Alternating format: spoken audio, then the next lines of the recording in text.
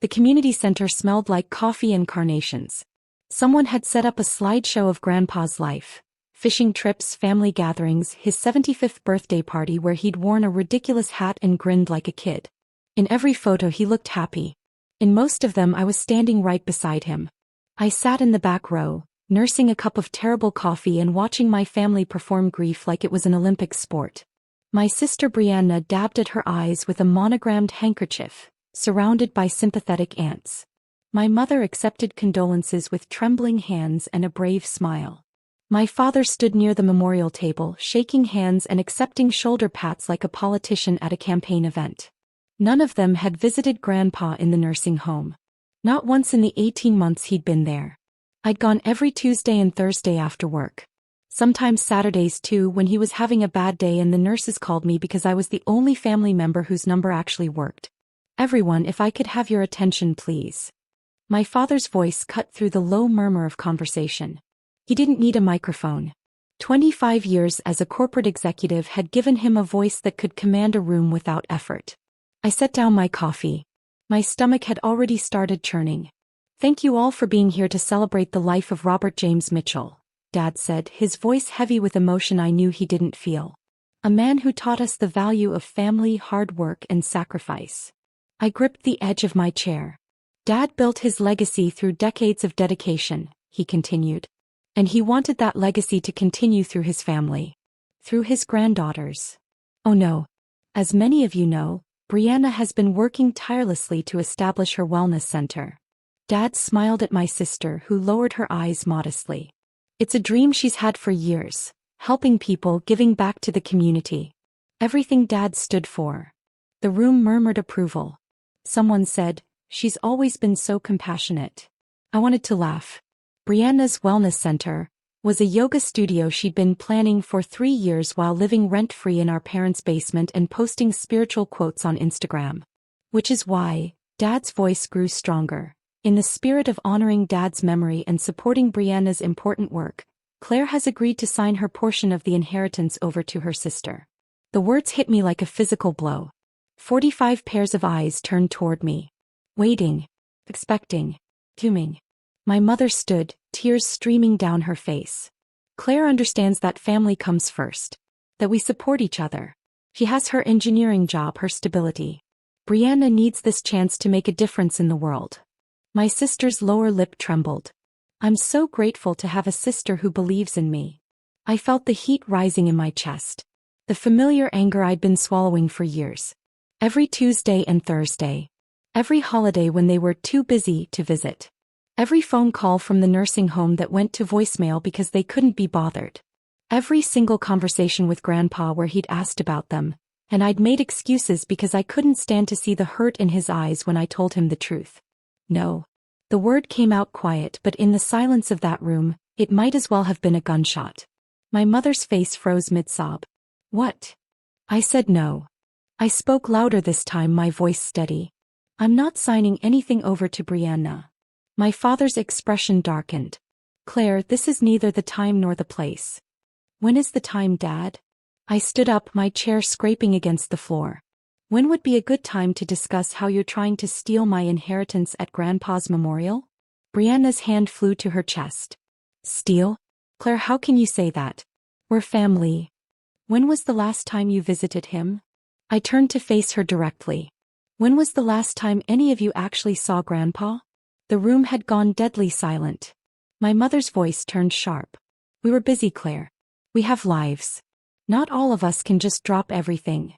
"I have a life too, Mom." My hands were shaking now. "I have a full-time job. I have responsibilities. And somehow I still managed to visit him twice a week for 18 months.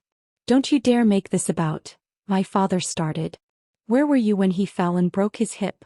The words poured out now, unstoppable.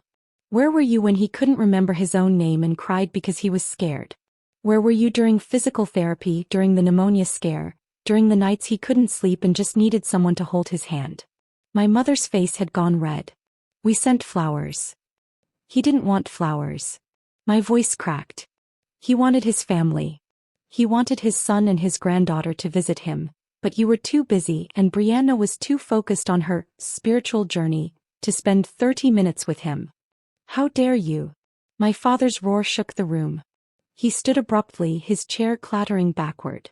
After everything we've done for you, after we raised you, supported you, paid for your education, this is how you repay us?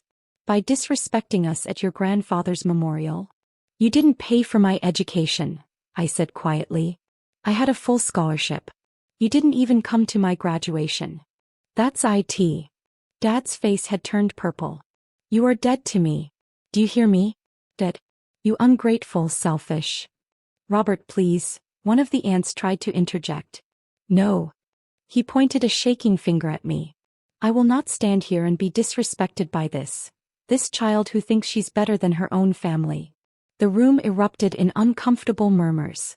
Some people looked away. Others pulled out their phones, probably already texting about the drama. I reached down and picked up my purse. My hands were surprisingly steady now. I pulled out a manila folder. Thin, official-looking, with a law firm's letterhead visible on the tab. I set it on the table in front of me with a soft thud. What is that? My mother's voice had gone thin. Insurance, I said simply. I pulled out my phone and sent a single text message. It's time. My father's eyes narrowed. What did you just do? I called my lawyer. I slipped my phone back into my pocket. He should be here in about 3 hours. I suggest everyone stay. Brianna let out a nervous laugh. You don't have a lawyer. I've had a lawyer for 6 months, I said. Ever since Grandpa updated his will and warned me you'd try something like this. The color drained from my mother's face. You're bluffing, Dad said, but his voice had lost its certainty. Am I? I opened the folder. These are copies. The originals are with the probate court, filed 2 weeks ago. But I thought it might be helpful for everyone here to understand exactly what Grandpa wanted. I pulled out the first document.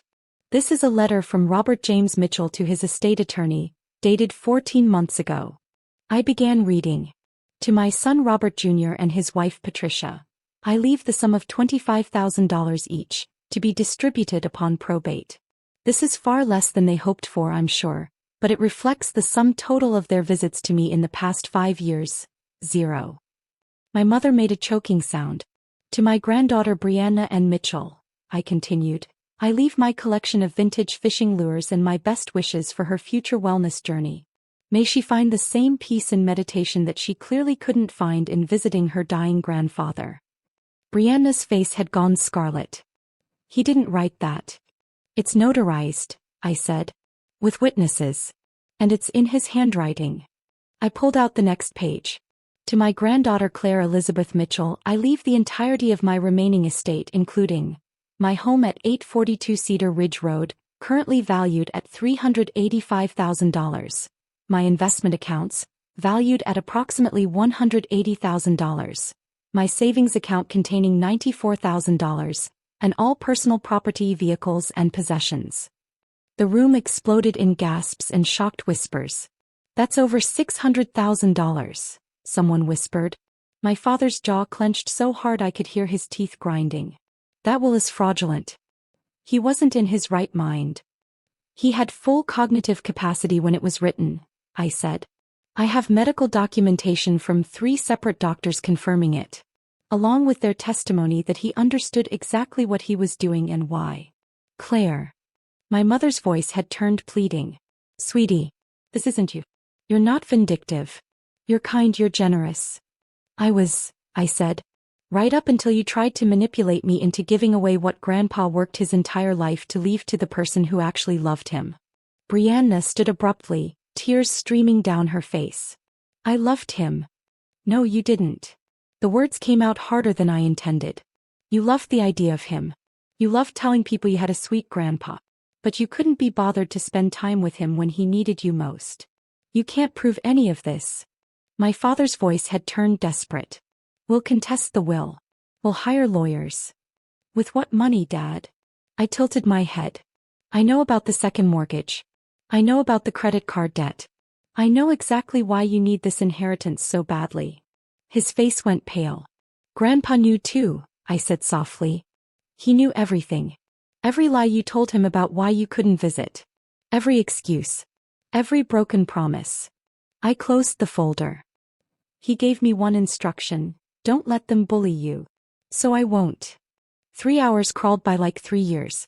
People filtered in and out, some leaving entirely, others clustering in corners to whisper. My parents sat stiffly in their chairs, my father's jaw locked, my mother's hands twisted in her lap. Brianna had locked herself in the bathroom and was reportedly sobbing. I sat in my corner drinking bad coffee and watching the clock. At exactly 4:47 p.m. the door opened. Arthur Pemberton walked in like he owned the place. 6 feet tall, silver-haired, wearing a three-piece suit that probably cost more than my car.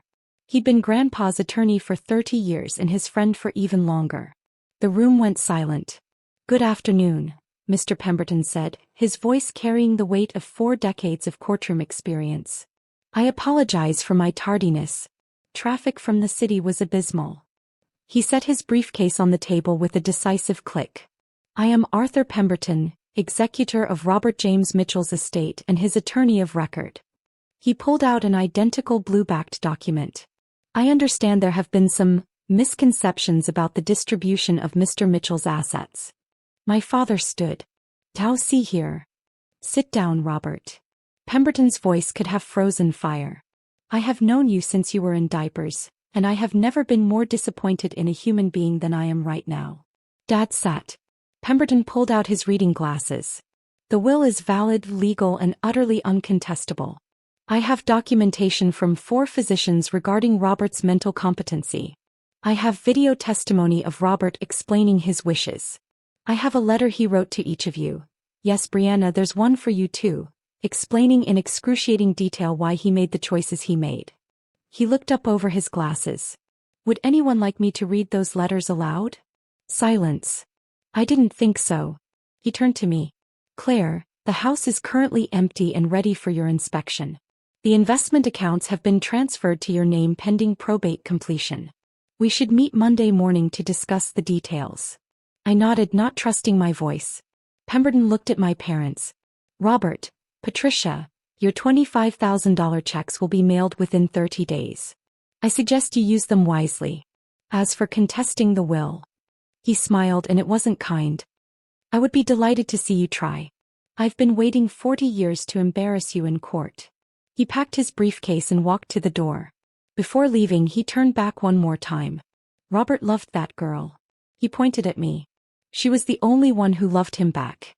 Remember that when you're deciding whether to continue this charade of moral outrage." The door closed behind him with a soft click. Nobody said a word. I stood, picked up my purse and folder, and walked toward the exit.